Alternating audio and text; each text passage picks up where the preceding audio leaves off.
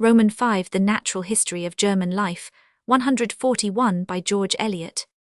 It is an interesting branch of psychological observation to note the images that are habitually associated with abstract or collective terms. What may be called the picture rewriting of the mind, which it carries on concurrently with the more subtle symbolism of language.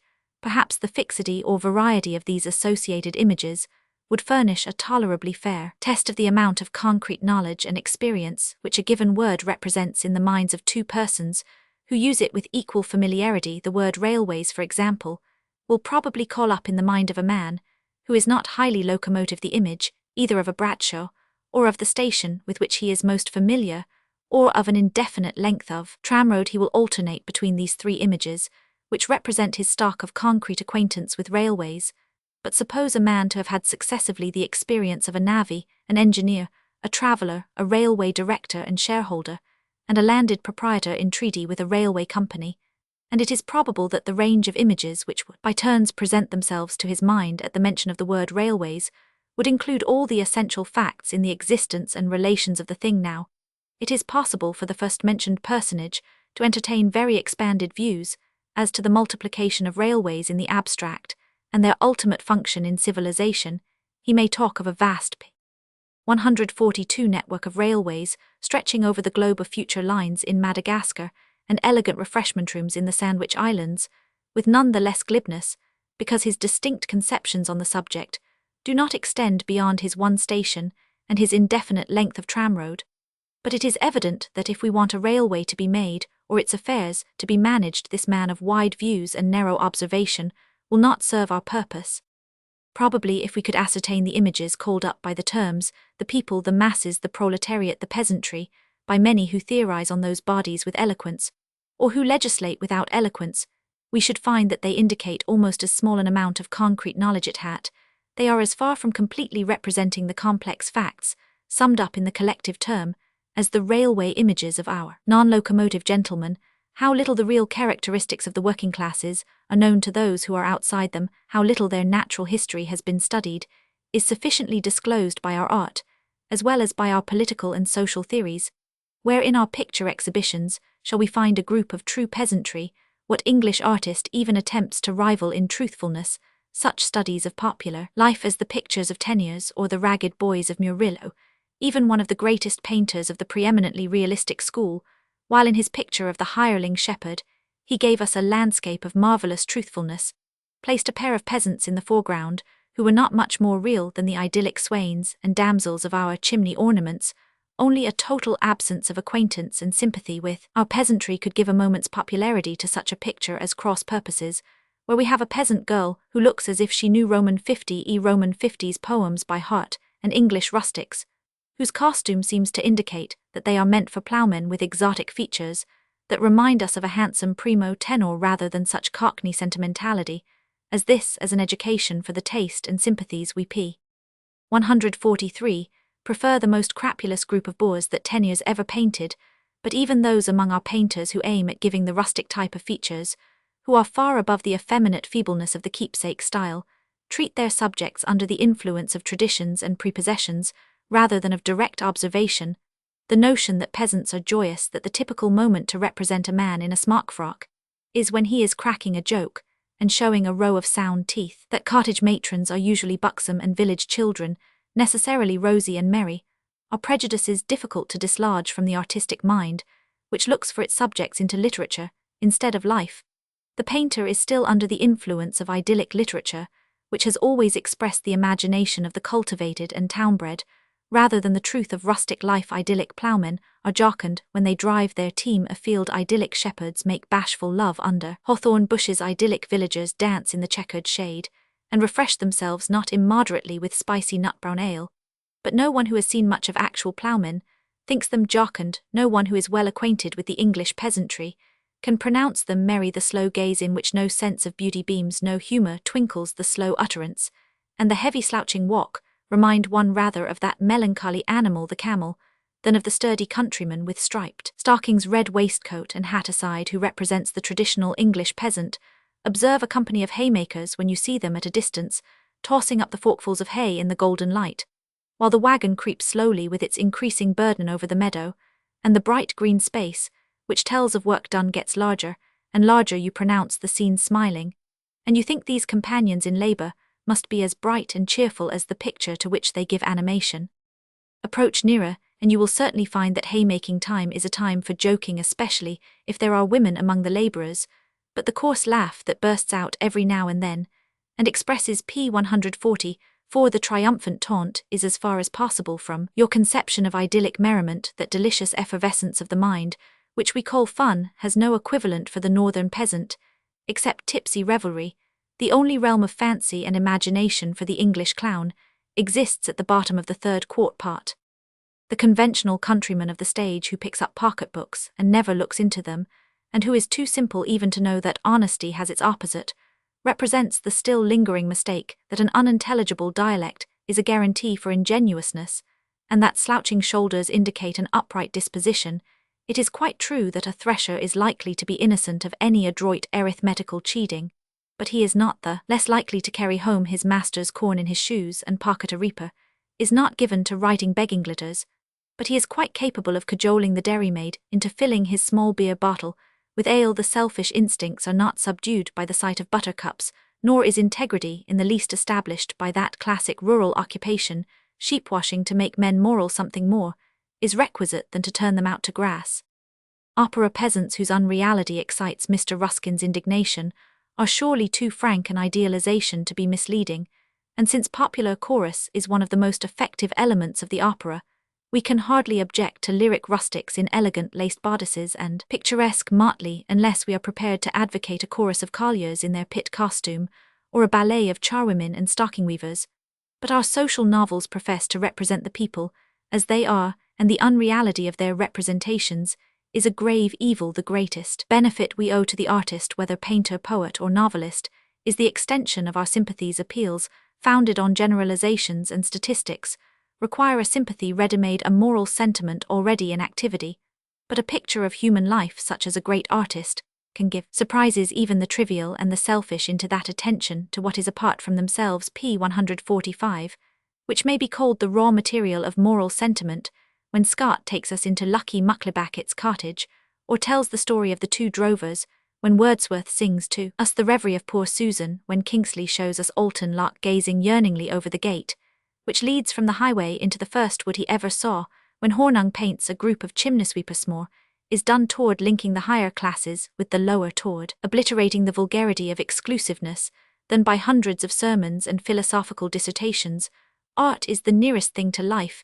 It is a mode of amplifying experience and extending our contact with our fellow men beyond the bounds of our personal lot. All the more sacred is the task of the artist when he undertakes to paint the life of the people. Falsification here is far more pernicious than in the more artificial aspects of life. It is not so very serious that we should have false ideas about evanescent fashions, about the manners and conversation of beaux and duchesses, but it is serious that our sympathy with the perennial joys and struggles, the toil, the tragedy, and the humor in the life of our more heavily laden fellow men should be perverted and turned toward a false object instead of the true one. This perversion is not the less fatal because the misrepresentation which give rise to it has what the artist considers a moral end. The thing for mankind to know is not what are the motives and influences which the moralist thinks ought to act on the laborer or the artisan, but what are the motives and influences which do act on him. We want to be taught to feel not for the heroic artisan or the sentimental peasant, but for the peasant in all his coarse apathy, and the artisan in all his suspicious selfishness.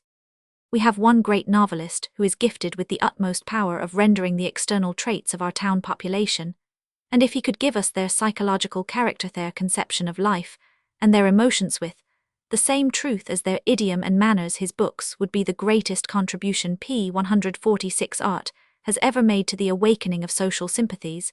But while he can copy Mrs.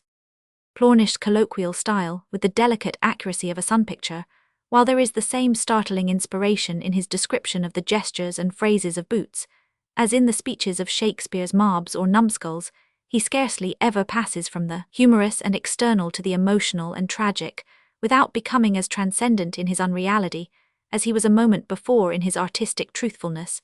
But for the precious salt of his humor, which compels him to reproduce external traits that serve in some degree as a corrective to his frequently false psychology, his preternaturally virtuous poor children, and artisans his melodramatic boatmen and courtesans, would be as obnoxious as Eugene Sue's idealized prolétaires in encouraging the miserable fallacy that high morality and refined sentiment can grow out of harsh social relations ignorance and want, or that the working classes are in a condition to enter at once into a millennial state of altruism, wherein everyone is caring for everyone else, and no one for himself. If we need a true conception of the popular character to guide our sympathies rightly, we need it equally to check our theories and direct us in their application. The tendency, created by the splendid conquests of modern generalization, to believe that all social questions are merged in economical science, and that the relations of men to their neighbors may be settled by algebraic equations, dream that the uncultured classes are prepared for a condition which appeals principally to their moral sensibilitist aristocratic dilettantism, which attempts to restore the good old times by a sort of idyllic masquerading and to grow feudal fidelity and veneration, as we grow prize turnips by an artificial system of culture. None of these diverging mistakes can coexist with a real knowledge of the people, with a thorough study of their habits, their ideas, their motives. The landholder, the clergyman, the milliner, the agent have each an opportunity for making precious observations on different sections, p. 147 of the working classes, but unfortunately, their experience is too often not registered at all, or its results are too scattered to be available as a source of information and stimulus to the public mind generally. If any man of sufficient moral and intellectual breadth, whose observations would not be vitiated by a foregone conclusion, or by a professional point of view, would devote himself to studying the natural history of our social classes, especially of the small shopkeepers, artisans, and peasantry, degree in which they are influenced by local conditions, their maxims and habits, the points of view from which they regard their religious teachers, and the degree in which they are influenced by religious doctrines, the interaction of the various classes on each other, and what are the tendencies in their position toward disintegration or toward development. And, if after all this study, he would give us the result of his observation in a book, well nourished with specific facts, his work would be a valuable aid to the social and political reformer. What we are desiring for ourselves has been in some degree done for the Germans by Real, the author of the very remarkable books, the titles of which are placed at the head of this article, and we wish to make these books known to our readers, not only for the sake of the interesting matter they contain and the important reflections they suggest, but also as a model for some future or actual student of our own people. By way of introducing Real to those who are unacquainted with his writings, we will give a rapid sketch from his picture of the German peasantry, and perhaps this indication of the mode in which he treats a particular branch of his subject may prepare them to follow us with more interest when we enter on the general purpose and contents of his works. In England at present, when we speak of the peasantry, we mean scarcely more than the class of farm servants and farm labourers, and it is only in the most primitive districts, as in Wales for example, that farmers are included under the term. In order to appreciate what Real says of the German peasantry, p. 148, we must remember what the tenant farmers and small proprietors were in England half a century ago, when the master helped to milk his own cows and the daughters got up at 1 o'clock in the morning to brew when the family dined in the kitchen with the servants, and sat with them round the kitchen fire in the evening. In those days, the quarried parlour was innocent of a carpet, and its only specimens of art were a framed sampler, and the best tea-board. The daughters even of substantial farmers had often no greater accomplishment in writing and spelling than they could procure at a dame school, and instead of carrying on sentimental correspondence, they were spinning their future table linen, and looking after every saving in butter and eggs that might enable them to add to the little stock of plate and china which they were laying in against their marriage in our own day. Setting aside the superior order of farmers, whose style of living and mental culture are often equal to that of the professional class in provincial towns, we can hardly enter the least imposing farmhouse without finding a bad piano in the drawing-room, and some old annuals disposed with a symmetrical imitation of negligence on the table, though the daughters may still drop their h's, their vowels are studiously narrow, and it is only in very primitive regions that they will consent to sit in a covered vehicle without springs, which was once thought an advance in luxury on the pillion. The condition of the tenant farmers and small proprietors in Germany is, we imagine, about on a par, not certainly in material prosperity, but in mental culture and habits, with that of the English farmers, who were beginning to be thought old-fashioned nearly 50 years ago. And if we add to these the farm servants and labourers, we shall have a class approximating in its characteristics to the Bauernthum or peasantry described by Real. In Germany, perhaps more than in any other country, it is among the peasantry that we must look for the historical type of the national physique. In the towns, this type has become P149, so modified to express the personality of the individual, that even family likeness is often, but faintly marked. But the peasants may still be distinguished into groups by their physical peculiarities. In one part of the country, we find a longer-legged, another a broader-shouldered race which has inherited these peculiarities for centuries. For example, in certain districts of Hesse, are seen long faces with high foreheads, long straight noses, and small eyes with arched eyebrows and large eyelids.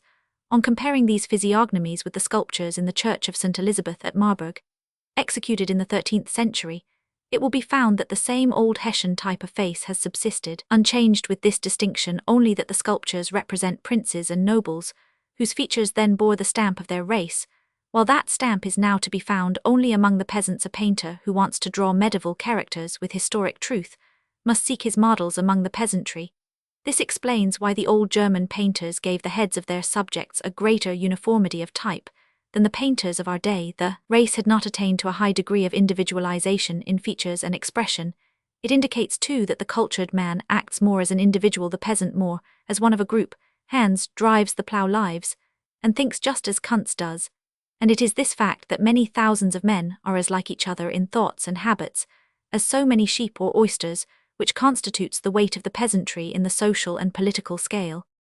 In the cultivated world, each individual has his style of speaking and writing, but among the peasantry, it is the race, the district, the province that has its style, namely, its dialect, its phraseology, its proverbs, and its songs, which belong alike to the entire body of the people. This provincial style of the peasant is again, like his physique, a remnant of history, to which he clings with the utmost tenacity. In certain parts of Hungary, there are still descendants of German colonists of the 12th and 13th centuries who go about P150, the country as reapers, retaining their old Saxon songs and manners, while the more cultivated German emigrants in a very short time forget their own language and speak Hungarian. Another remarkable case of the same kind is that of the Wends, a Slavonic race settled in Lusatia, whose numbers amount to 200,000, living either scattered among the German population or in separate parishes. They have their own schools and churches, and are taught in the Slavonic tongue. The Catholics among them are rigid adherents of the Pope, the Protestants not less rigid adherents of Luther or Dr. Luther, as they are particular in calling him a custom, which 100 years ago was universal in Protestant Germany. The Wend clings tenaciously to the usages of his church, and perhaps this may contribute not a little to the purity in which he maintains the specific characteristics of his race. German education, German law, and government service, in the standing army, and many other agencies are in antagonism to his national exclusiveness. But the wives and mothers here as elsewhere are a conservative influence, and the habits temporarily laid aside in the outer world are recovered by the fireside. The Wends form several stout regiments in the Saxon army. They are sought far and wide as diligent and honest servants, and many a weakly Dresden or Leipzig child becomes thriving under the care of a Wendish nurse in their villages. They have the air and habits of genuine sturdy peasants, and all their customs indicate that they have been from the first an agricultural people. For example, they have traditional modes of treating their domestic animals. Each cow has its own name, generally chosen carefully, so as to express the special qualities of the animal, and all important family events are narrated to the bees, a custom which is found also in Westphalia. Whether by the help of the bees or not, the Wend farming is especially prosperous, and when a poor Bohemian peasant has a son born to him, he binds him to the end of a long pole, and turns his face toward Lusatia, that he may be as lucky as the Wends who live there. The peculiarity of the peasant's language consists chiefly in his retention of historical peculiarities, which gradually disappear under the friction of cultivated circles.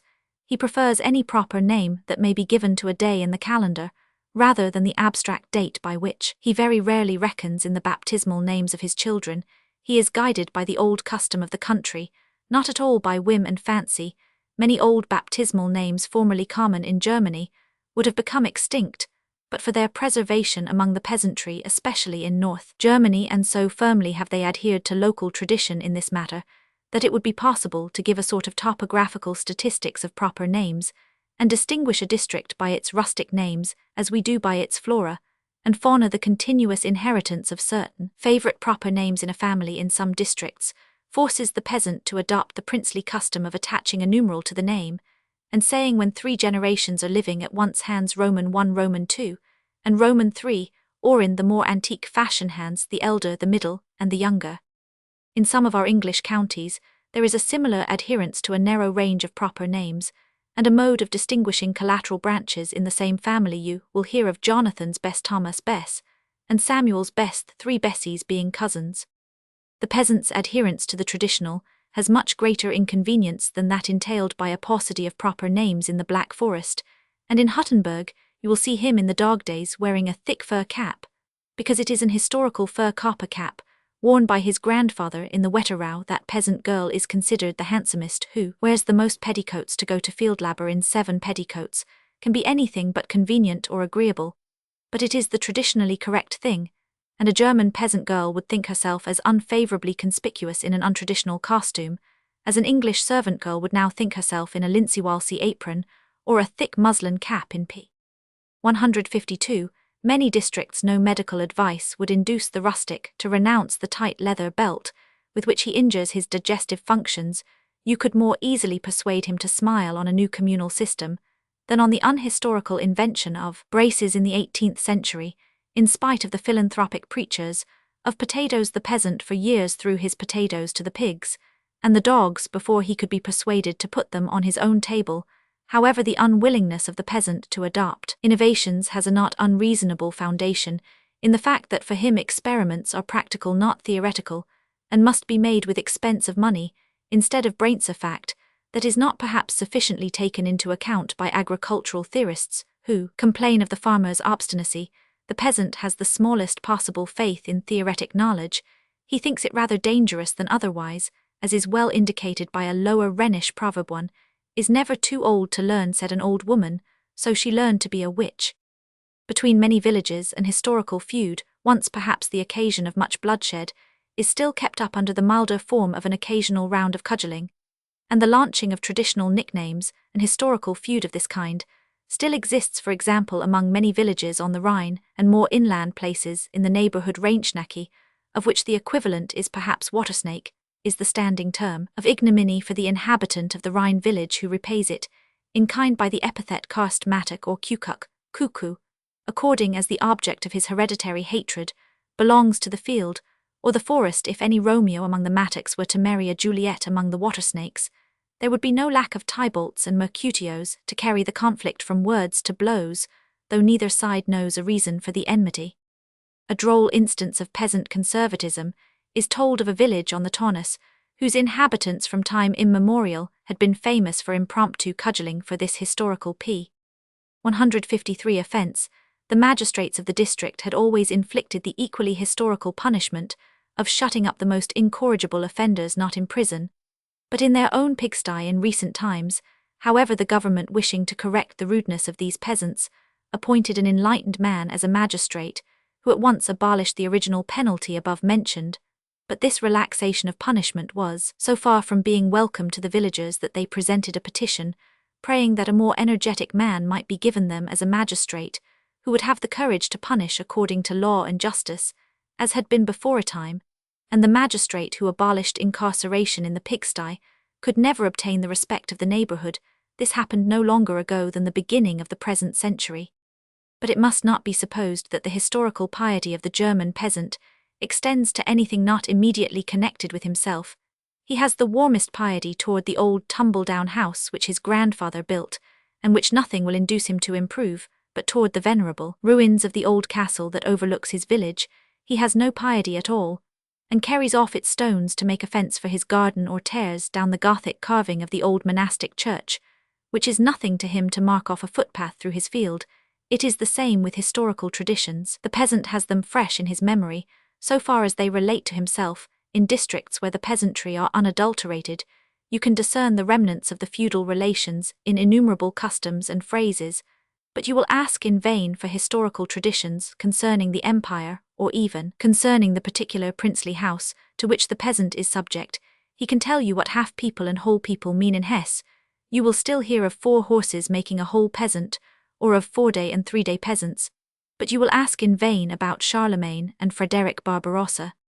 Real well observes that the feudal system which made the peasant the bondman of his lord was an immense benefit in a 154 country, the greater part of which had still to be colonized, rescued the peasant from vagabondage, and laid the foundation of persistency and endurance in future generations.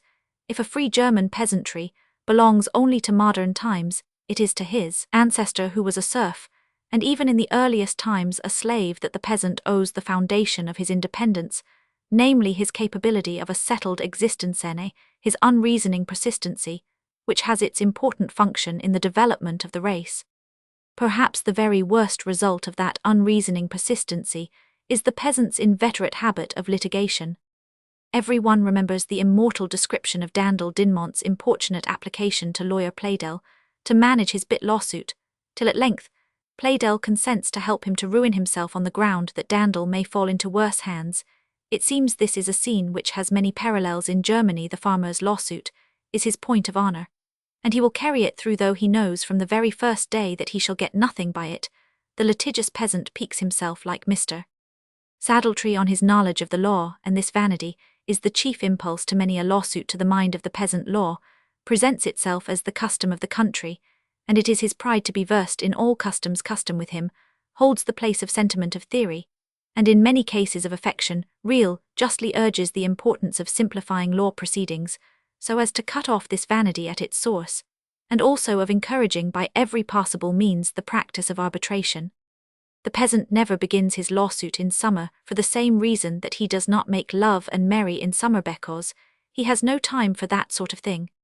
Anything is easier to him than to move out of his habitual course, and he is attached even to his privations. Some years ago a peasant youth out of the poorest and remotest region of the Westerwald was enlisted as a recruit at Weilburg in Nassau.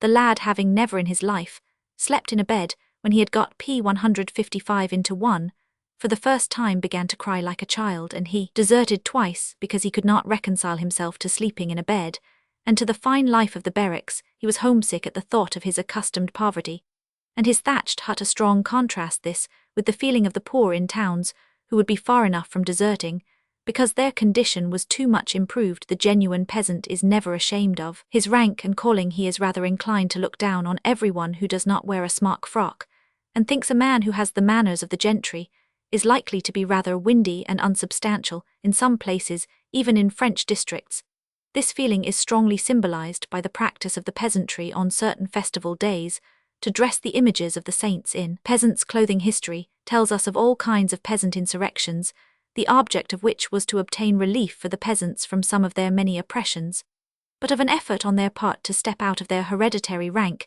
and calling to become gentry, to leave the plough, and carry on the easier business of capitalists or government functionaries. There is no example. The German novelists who undertake to give pictures of peasant life fall into the same mistake. As our English novelists, they transfer their own feelings to ploughmen and woodcutters, and give them both joys and sorrows of which they know nothing. The peasant never questions the obligation of family ties, questions no custom, but tender affection as it exists among the refined part of mankind is almost as foreign to him as white hands and filbert-shaped nails. That the aged father who has given up his property to his children, on condition of their maintaining him for the remainder of his life, is very far from meeting with delicate attentions, is indicated by the proverb current among the peasantry, "Don't take your clothes off before you go to bed." Among rustic moral tales and parables, not one is more universal than the story of the ungrateful children who made their grey-headed father dependent on them for a maintenance eat at a wooden trough P156, because he shook the food out of his trembling hands.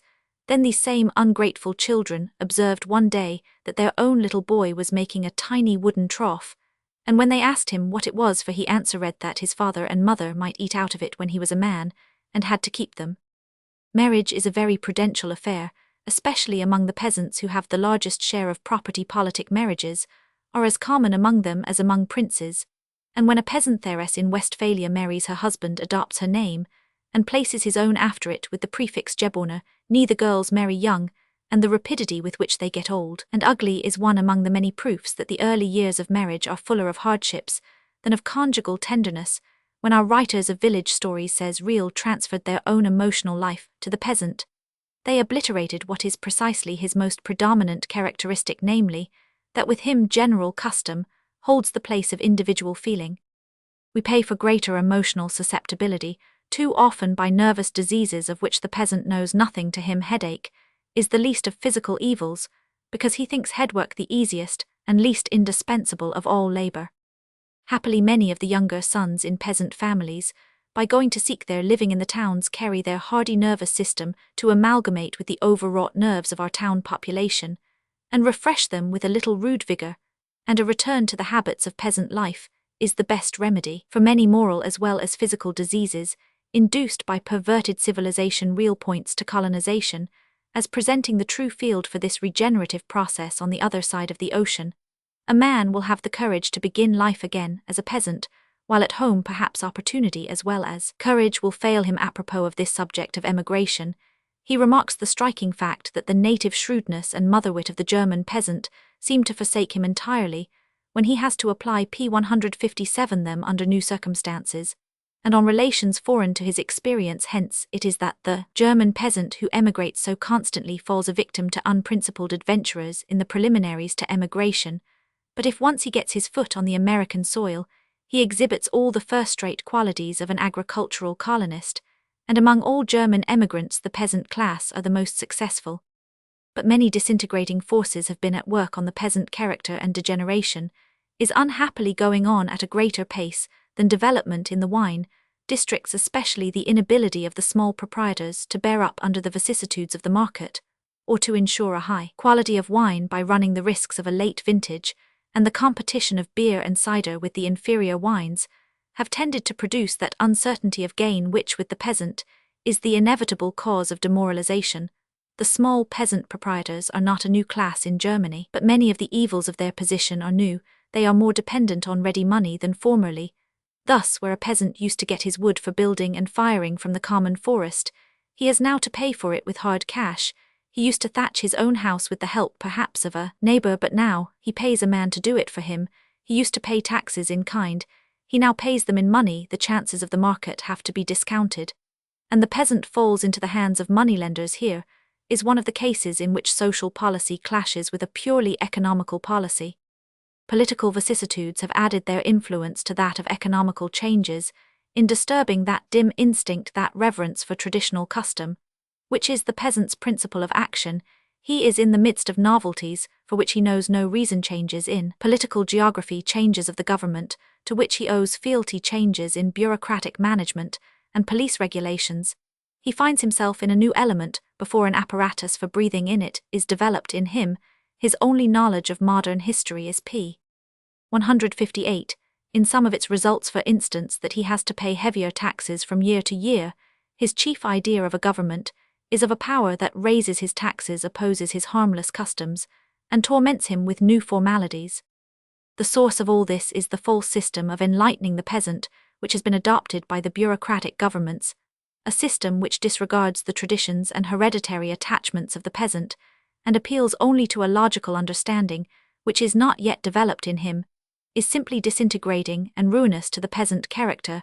The interference with the communal regulations has been of this fatal character. Instead of endeavoring to promote to the utmost the healthy life of the commune, as an organism, the conditions of which are bound up with the historical characteristics of the peasant, the bureaucratic plan of government is bent on improvement by its patent machinery of state-appointed functionaries and offhand regulations in accordance with modern enlightenment. The spirit of communal exclusiveness, resistance to the indiscriminate establishment of strangers, is an intense traditional feeling in the peasant. This gallows is for us and our children is the typical motto of this spirit. But such exclusiveness is highly irrational and repugnant to modern liberalism. Therefore a bureaucratic government at once opposes it, and encourages to the utmost the introduction of new inhabitants in the provincial communes instead of allowing the peasants to manage their own affairs. And if they happen to believe that 5 and 4 make 11, to unlearn the prejudice by their own experience in calculation, so that they may gradually understand processes, and not merely see results. Bureaucracy comes with its ready reckoner, and works all the peasant's sums for him. The surest way of maintaining him in his stupidity, however it may shake his prejudice. Another questionable plan for elevating the peasant is the supposed elevation of the clerical character, by preventing the clergyman from cultivating more than a trifling part of the land attached to his benefice, that he may be as much as possible of p.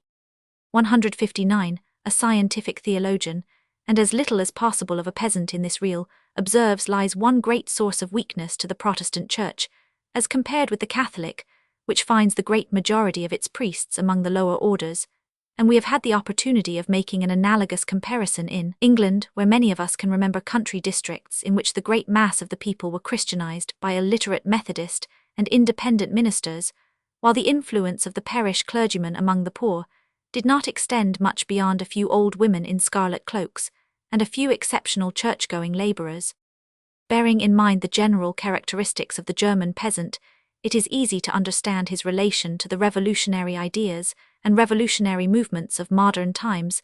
The peasant in Germany, as elsewhere, is a born grumbler. He has always plenty of grievances in his pocket. But he does not generalize those grievances. He does not complain of government or society, probably, because he has good reason to complain of the burgomaster. When a few sparks from the first French Revolution fell among the German peasantry, and in certain villages of Saxony, the country people assembled together to write down their demands, there was no glimpse in their petition of the universal rights of man, but simply of their own particular affairs as Saxon peasants again. After the July Revolution of 1830, there were many insignificant peasant insurrections, but the object of almost all was the removal of local grievances. Toll houses were pulled down, stamped paper was destroyed in some places, there was a persecution of wild boars, in others of that plentiful tame animal the German rath or councillor, who is never called into council. But in 1848, it seemed as if the movements of the peasants had taken a new character. In the small western states of Germany, it seemed as if the whole class of peasantry was in insurrection, but in fact the peasant did not know the meaning of the part he was playing. He had heard that everything was being set right in the towns, and that wonderful things were happening. P. 160, there, so he tied up his bundle and set off without any distinct object or resolution. The country people presented themselves on the scene of commotion, and were warmly received by the party leaders, but seen from the windows of ducal palaces and ministerial hotels, these swarms of peasants had quite another aspect, and it was imagined that they had a common plan of cooperation. This, however, the peasants have never had. Systematic cooperation implies general conceptions, and a provisional subordination of egoism, to which even the artisans of towns have rarely shown themselves equal, and which are as foreign to the mind of the peasant as logarithms or the doctrine of chemical proportions. And the revolutionary fervour of the peasant was soon cooled. The old mistrust of the towns was reawakened on the spot. The Tyrolese peasants saw no great good in the freedom of the press and the constitution, because these changes seemed to please the gentry. So much peasants, who had given their voices stormily for a German parliament, asked afterward, with a doubtful look, whether it were to consist of infantry or cavalry. When royal domains were declared the property of the state, the peasants in some small principalities rejoiced over this, because they interpreted it to mean that every one would have his share in them, after the manner of the old common and forest rights. The very practical views of the peasants with regard to the demands of the people were in amusing contrast with the abstract theorizing of the educated townsmen. The peasant continually withheld all state payments until he saw how matters would turn out, and was disposed to reckon up the solid benefit in the form of land or money that might come to him from the changes obtained, while the townsman was heating his brains about representation on the broadest basis. The peasant asked if the relation between tenant and landlord would continue as before, and whether the removal of the feudal obligations meant that the farmer should become owner of the land. It is in the same naive way that communism is interpreted by the German peasantry. The widespread among them of communistic doctrines, the eagerness with which they listened to a plan for the partition of property, seemed to countenance the notion that it was a delusion to suppose the peasant would be secured from this intoxication by his love of secure possession and peaceful earnings. But in fact the peasant contemplated partition by the light of an historical reminiscence rather than of novel theory. The golden age in the imagination of the peasant was the time when every member of the commune had a right to as much wood from the forest as would enable him to sell some, after using what he wanted in Feringen, which the communal possessions were so profitable that instead of his having to pay rates at the end of the year, each member of the commune was something in pocket. Hence, the peasants in general understood by partition that the state lands, especially the forests, would be divided among the communes, and that by some political legerdemain or other everybody would have free firewood, free grazing for his cattle, and over and above that a piece of gold without working for it, that he should give up a single clod of his own to further the general partition, had never entered the mind of the peasant communist, and the perception that this was an essential preliminary to partition was often a sufficient cure for his communism. In villages lying in the neighborhood of large towns, however, where the circumstances of the peasantry are very different, quite another interpretation of communism is prevalent. Here the peasant is generally sunk to the position of the proletariat, living from hand to mouth. He has nothing to lose, but everything to gain by partition. The coarse nature of the peasant has here been corrupted into bestiality by the disturbance of his instincts, while he is as yet incapable of principles. And in this type of the degenerate peasant is seen the worst example of ignorance intoxicated by theory. A significant hint as to the interpretation the peasants put p. 162 on revolutionary theories may be drawn from the way they employed the few weeks in which their movements were unchecked. They felled the forest trees and shot the game, they withheld taxes, they shook off the imaginary or real burdens imposed on them by their mediatized princes, by presenting their demands in a very rough way before the ducal or princely schloss. They set their faces against the bureaucratic management of the communes, deposed the government functionaries who had been placed over them as burgomasters and magistrates, and abolished the whole bureaucratic system of procedure, simply by taking no notice of its regulations, and recurring to some tradition, some old order or disorder of things. In all this, it is clear that they were animated not in the least by the spirit of modern revolution, but by a purely narrow and personal impulse toward reaction.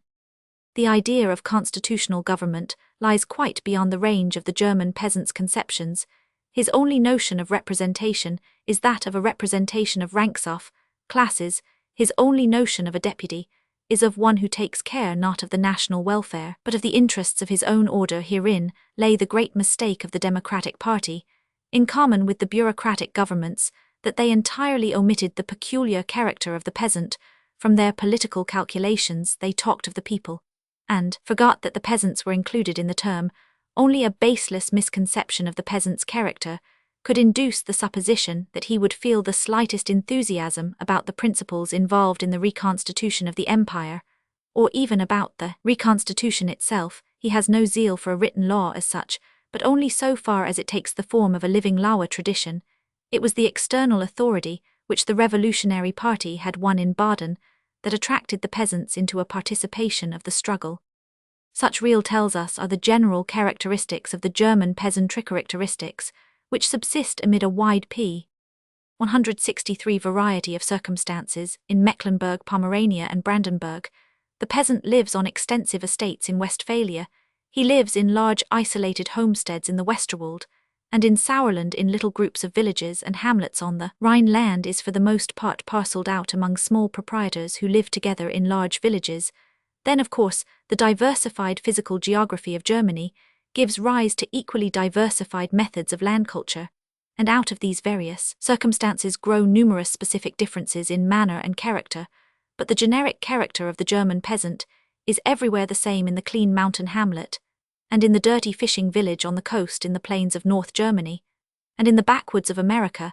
Everywhere he has the same historical character. Everywhere custom is his supreme law. Where religion and patriotism are still a naive instinct, are still a sacred custom, there begins the class of the German peasantry.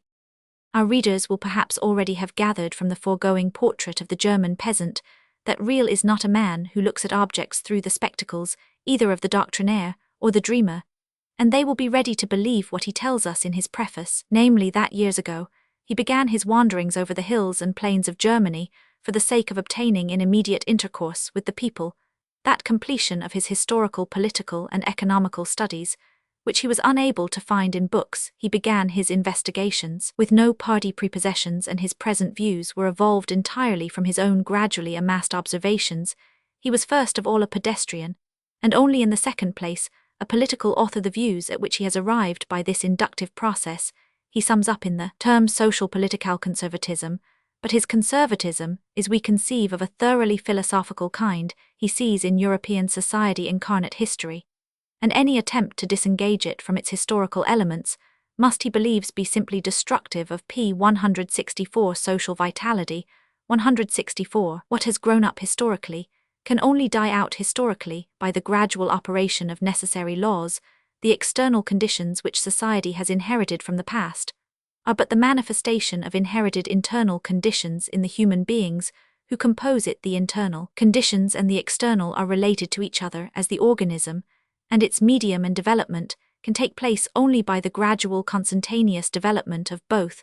Take the familiar example of attempts to abolish titles, which have been about as effective as the process of cutting off poppy heads in a cornfield. Jedem menskim, says real ist sein Zapf, angeboren warm Saal, den der social Spratgebroch nicht, auch sein Zapf, haben, which we may render as long as snobism runs in the blood.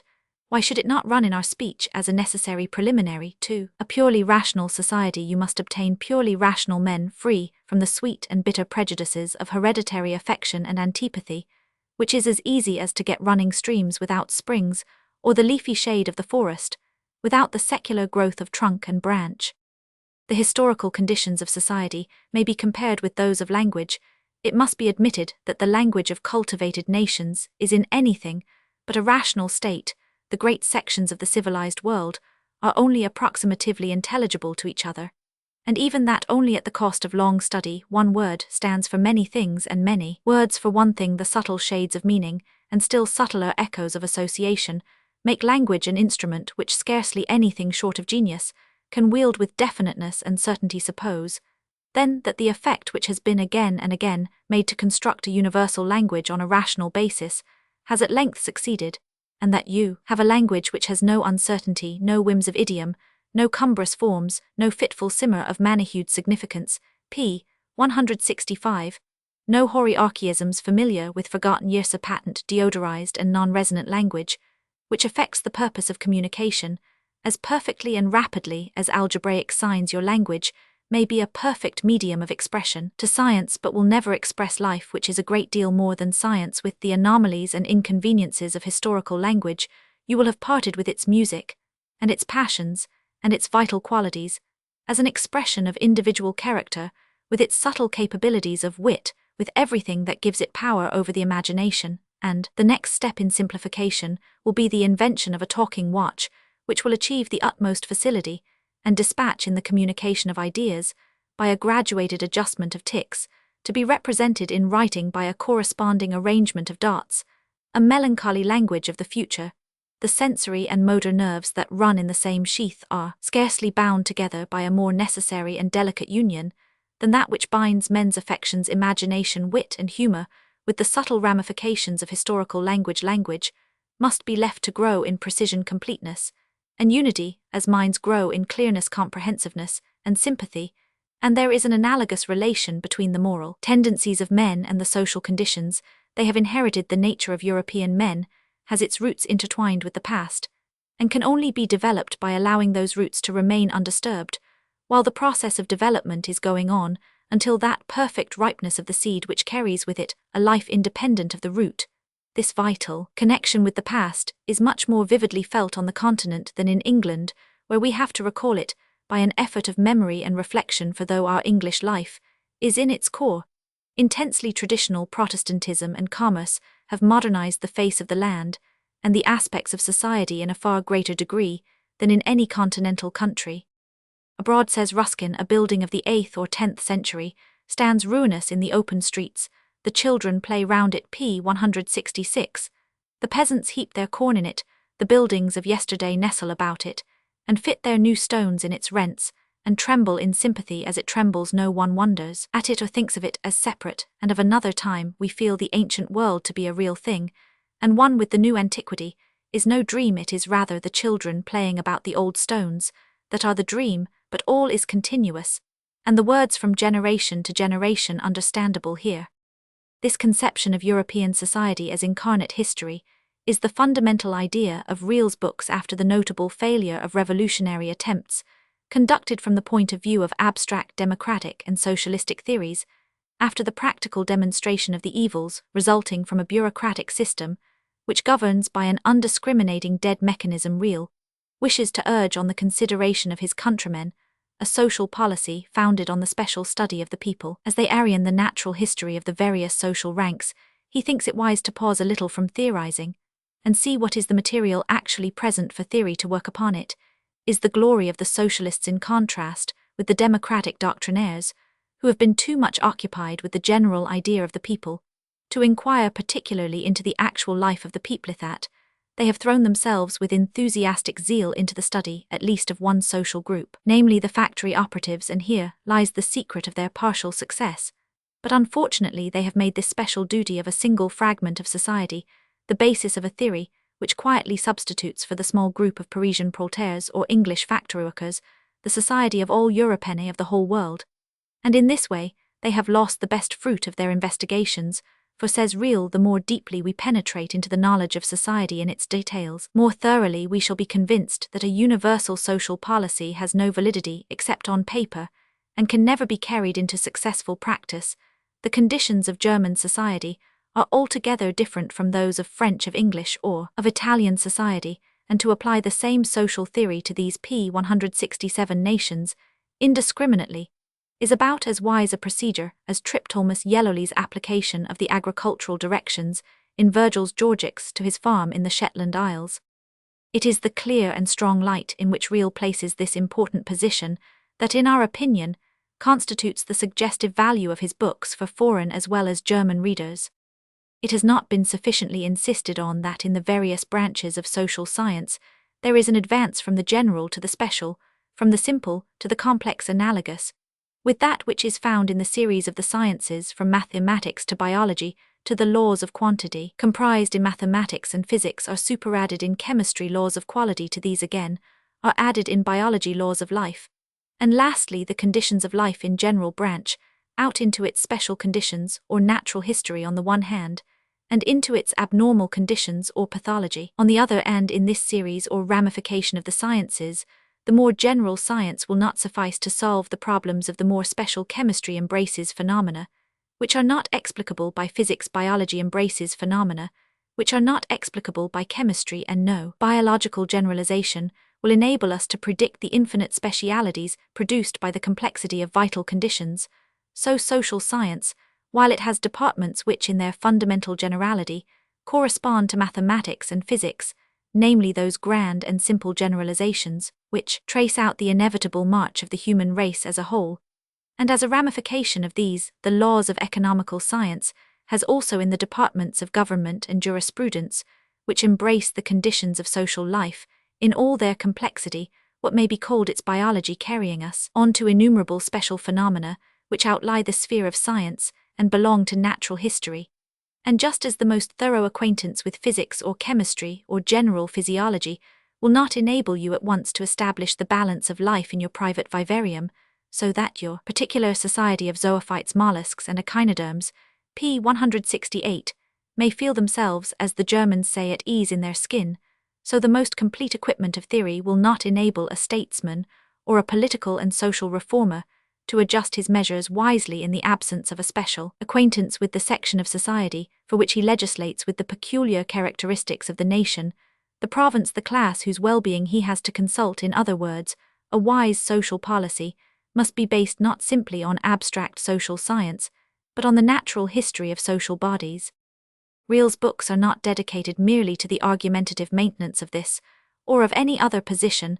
They are intended chiefly as a contribution to that knowledge of the German people, on the importance of which he insists. He is less occupied with urging his own conclusions than with impressing on his readers the facts which have led him to those conclusions. In the volume entitled Land und Loot, which though published last is properly an introduction to the volume entitled Die Bürgerliche Gesellschaft, he considers the German people in their physical geographical relations. He compares the natural divisions of the race as determined by land and climate and social traditions with the artificial divisions, which are based on diplomacy, and he traces the genesis and influences of what we may call the ecclesiastical geography of Germany, its partition between Catholicism and Protestantism. He shows that the ordinary antithesis of North and South Germany represents no real ethnographical distinction, and that the natural divisions of Germany founded on its physical geography are threefold, namely, the low plains, the middle mountain region, and the high mountain region or lower, middle, and upper Germany, and on this primary natural division all the other broad ethnographical distinctions of Germany will be found to rest. The plains of North or Lower Germany include all the seaboard the nation possesses, and this together, with the fact that they are traversed to the depth of 600 miles by navigable rivers, makes them the natural seat of a trading race. Quite different is the geographical character of p. 169 Middle Germany, while the northern plains are marked off into great divisions by such rivers as the lower Rhine, the Weser, and the Oder, running almost in parallel lines. This central region is cut up like a mosaic by the capricious lines of valleys and rivers. Here is the region in which you find those famous roofs from which the rainwater runs toward two different seas, and the mountain tops from which you may look into 8 or 10 German states. The abundance of water power and the presence of extensive coal mines allow of a very diversified industrial development in Middle Germany. In Upper Germany, or the high mountain region, we find the same symmetry in the lines of the rivers. As in the north, almost all the great alpine streams flow parallel with the Danube, but the majority of these rivers are neither navigable nor available for industrial objects, and instead of serving for communication, they shut off one great tract from another. The slow development, the simple peasant life of many districts is here determined by the mountain and the river in the southeast. However, industrial activity spreads through Bohemia toward Austria and forms a sort of balance to the industrial districts of the lower Rhine. Of course, the boundaries of these three regions cannot be very strictly defined, but an approximation to the limits of Middle Germany may be obtained by regarding it as a triangle of which one angle lies in Silesia, another in Aix-la-Chapelle, and a third at Lake Constance. This triple division corresponds with the broad distinctions of climate in the northern plains.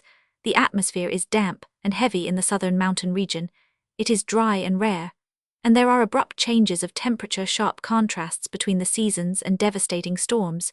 But in both these zones men are hardened by conflict with the roughness of the climate. In Middle Germany, on the contrary, there is little of this struggle. The seasons are more equable, and the mild soft air of the valleys tends to make the inhabitants luxurious and sensitive to hardships. It is only in exceptional mountain districts that one is here reminded of the rough bracing air. On p. 170, the heights of southern Germany, it is a curious fact that as the air becomes gradually lighter and rarer from the North German coast toward Upper Germany, the average of suicides regularly decreases. Mecklenburg has the highest number, then Prussia, while the fewest suicides occur in Bavaria and Austria. Both the northern and southern regions have still a large extent of waste lands, downs, morasses and heaths, and to these are added in the south abundance of snowfields and naked rock, while in Middle Germany, culture has almost overspread the face of the land, and there are no large tracts of waste. There is the same proportion in the distribution of forests. Again, in the north, we see a monotonous continuity of wheatfields, potato grounds, meadowlands, and vast heaths, and there is the same uniformity of culture over large surfaces in the southern tablelands and the alpine pastures. In Middle Germany, on the contrary, there is a perpetual variety of crops within a short space. The diversity of land surface and the corresponding variety in the species of plants are an invitation to the splitting up of estates, and this again encourages to the utmost the motley character of the cultivation. According to this threefold division, it appears that there are certain features common to North and South Germany, in which they differ from Central Germany, and the nature of this difference real indicates by distinguishing the former as centralized land, and the latter as individualized land, a distinction which is well symbolized by the fact that North and South Germany possess the great lines of railway, which are the medium for the traffic of the world, while Middle Germany is far richer in lines for local communication, and possesses the greatest length of railway within the smallest space. Disregarding superficialities, the East Frieslanders, the Schleswig-Holsteiners, the Mecklenburgers, and the Pomeranians are much more nearly allied to the Old Bavarians, the Tyrolese, and the Styrians than any of these are allied to the Saxons, the Thuringians, or the Rhinelanders, both in North and p. 171 South Germany. Original races are still found in large masses, and popular dialects are spoken. You still find their thoroughly peasant districts, thorough villages, and also at great intervals thorough cities. You still find there a sense of rank. In Middle Germany, on the contrary, the original races are fused together or sprinkled hither and thither. The peculiarities of the popular dialects are worn down or confused. There is no very strict line of demarcation between the country and the town population, hundreds of small towns and large villages being hardly distinguishable in their characteristics, and the sense of rank as part of the organic structure of society is almost extinguished again, both in the north and south.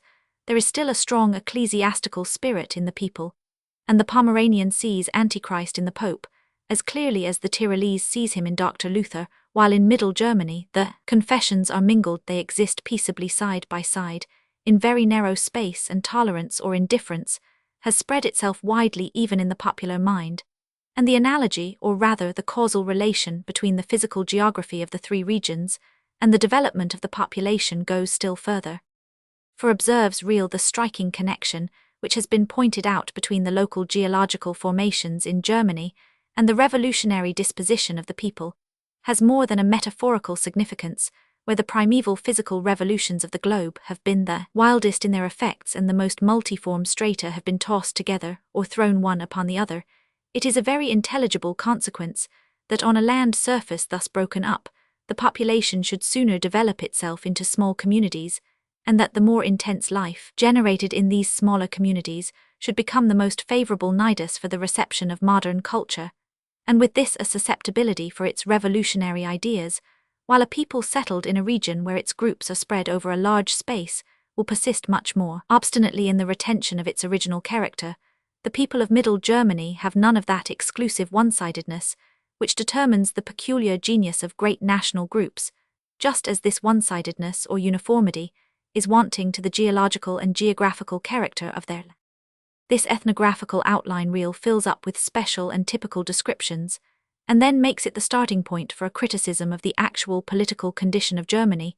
The volume is full of vivid pictures, as well as penetrating glances into the maladies and tendencies of modern society.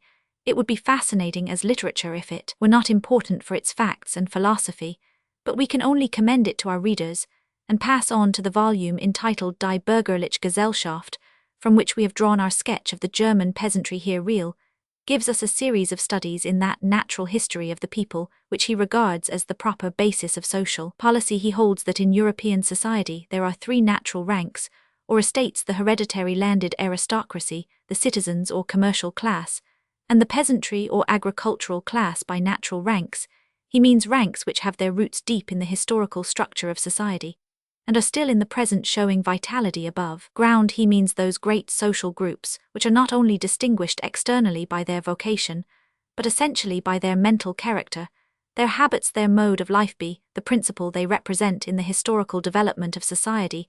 In his conception of the fourth estate, he differs from the usual interpretation according to which it is simply equivalent to the proletariat, or those who are dependent on daily wages, whose only capital is their skill or bodily strength: factory operatives, artisans, agricultural laborers, to whom might be added, especially in Germany, the day laborers with the quill. The literary proletariat, this Real observes, is a valid basis of economical classification, but not of social classification. In his view, the fourth estate is a stratum produced by the perpetual abrasion of the other great social groups. It is the sign and result of the decomposition which is commencing in the organic constitution of society. Its elements are derived alike from the aristocracy, the bourgeoisie, and the peasantry. It assembles under its banner the deserters of historical society, and forms them into a terrible army. P. 173, which is only just awaking to the consciousness of its corporate power.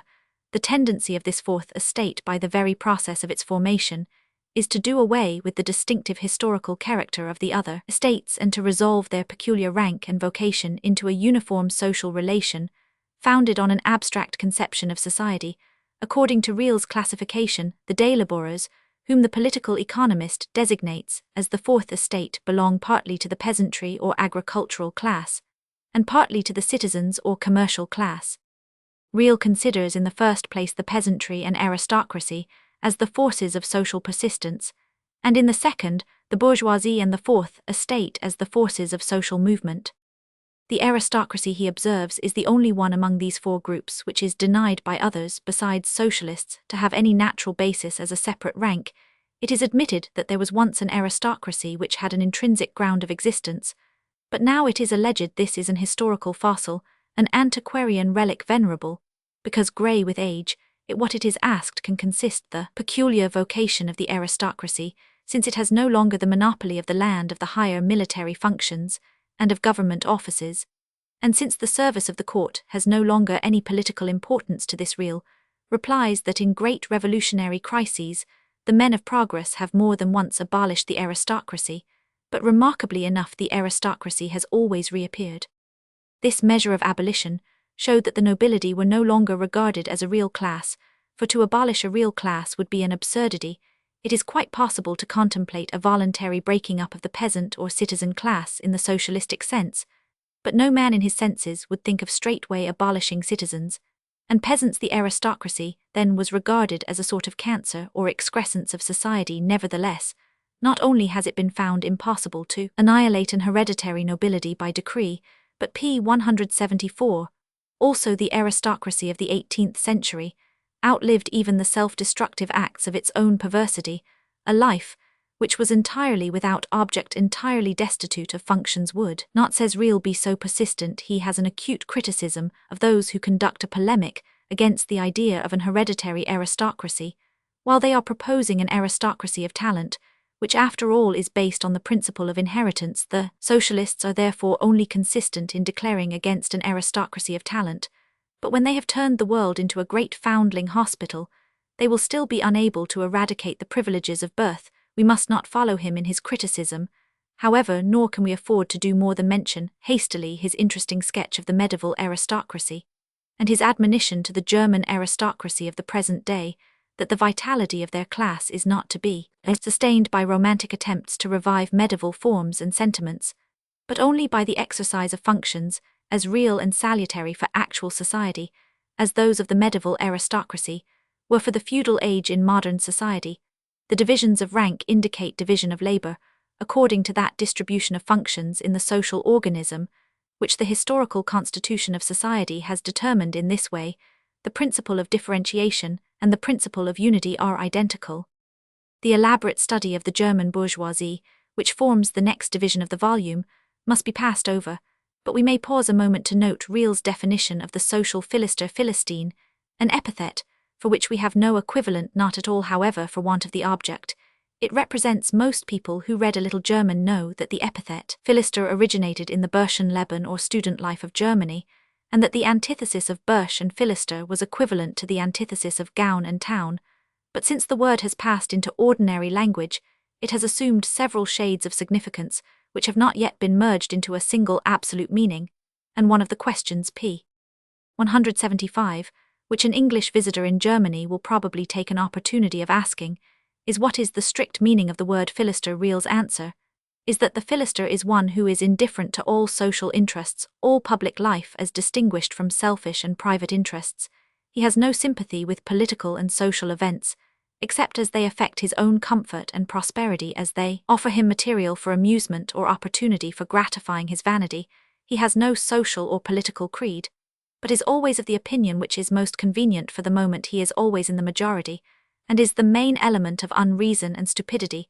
In the judgment of a discerning public, it seems presumptuous in us to dispute Real's interpretation of a German word, but we must think that in literature the epithet Philister has usually a wider meaning than this. Includes his definition, and something more. We imagine the Philister is the personification of the spirit, which judges everything from a lower point of view than the subject demands, which judges the affairs of the parish from the egotistic or purely personal point of view, which judges the affairs of the nation from the parochial point of view, and does not hesitate to measure the merits of the universe from the human point of view.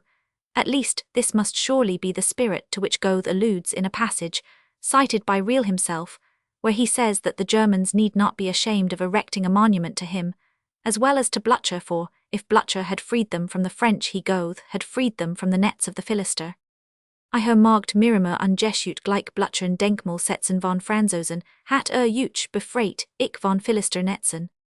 Goethe could hardly claim to be the apostle of public spirit, but he is eminently the man who helps us to rise to a lofty point of observation, so that we may see things in their relative proportions. The most interesting chapters in the description of the p. 176 Fourth Estate, which concludes the volume, are those on the aristocratic proletariat, and the intellectual proletariat. The Fourth Estate in Germany, says Real, has its centre of gravity, not as in England and France in the day labourers and factory operatives, and still less in the degenerate peasantry in Germany. The educated proletariat is the leaven that sets the mass in fermentation. The dangerous classes there go about not in blouses, but in frock coats. They begin with the impoverished prince and end, in the hungriest literature, the custom that all the sons of a nobleman shall inherit their father's title, necessarily goes on multiplying that class of aristocrats who are not only without function, but without adequate provision, and who shrink from entering the ranks of the citizens by adopting some honest calling. The younger son of a prince, says Real, is usually obliged to remain without any vocation, and however zealously he may study music, painting, literature, or science, he can never be a regular musician, painter, or man of science. His pursuit will be called a passion, not a calling, and to the end of his days he remains a dilettante, but the ardent pursuit of a fixed practical calling can alone satisfy the active man. Direct legislation cannot remedy this evil. The inheritance of titles by younger sons is the universal custom, and custom is stronger than law. But if all government preference for the aristocratic proletariat were withdrawn, the sensible men among them would prefer emigration or the pursuit of some profession to the hungry distinction of a title without rents. The intellectual proletaires, Real calls the church militant of the Fourth Estate in Germany. In no other country are they so numerous. In no other country is the trade in material and industrial capital so far exceeded by the wholesale and retail trade. The traffic and the usury in the intellectual capital of the nation Germany yields more intellectual produce than it can use and pay for. This overproduction, which is not transient but permanent, nay, is constantly on the increase, evidences a diseased state of the national p. 177 industry, a perverted application of industrial powers, and is a far more pungent satire on the national condition than all the poverty of operatives and peasants. Other nations need not envy us the preponderance of the intellectual proletariat over the proletaires of manual labor, for man more easily becomes diseased from overstudy than from the labor of the hands, and it is precisely in the intellectual proletariat that there are the most dangerous seeds of disease. This is the group in which the opposition between earnings and wants, between the ideal social position and the real, is the most hopelessly irreconcilable. We must unwillingly leave our readers to make acquaintance for themselves with the graphic details with which Real follows up this general statement. But before quitting these admirable volumes, let us say, lest our inevitable omissions should have left room for a different conclusion, that Real's conservatism is not in the least tinged with the partisanship of a class, with a poetic fanaticism for the past, or with the prejudice of a mind incapable of discerning the grander evolution of things to which all social forms are but temporarily subservient. It is the conservatism of a clear-eyed practical, but withal larger-minded man, a little caustic perhaps now and then in his epigrams on democratic doctrinaires who have their nostrum for all political and social diseases, and on communistic theories, which he regards as the despair of the individual in his own manhood, reduced to a system, but nevertheless able and willing to do justice to the elements of fact and reason in every shade of opinion and every form of effort. He is as far as possible from the folly of supposing that the sun will go backward on the dial, because we put the hands of our clock backward. He only contends against the opposite folly of decreeing that it shall be midday, while in fact the sun is only just touching the mountain tops, and all along the valley men are stumbling in the twilight.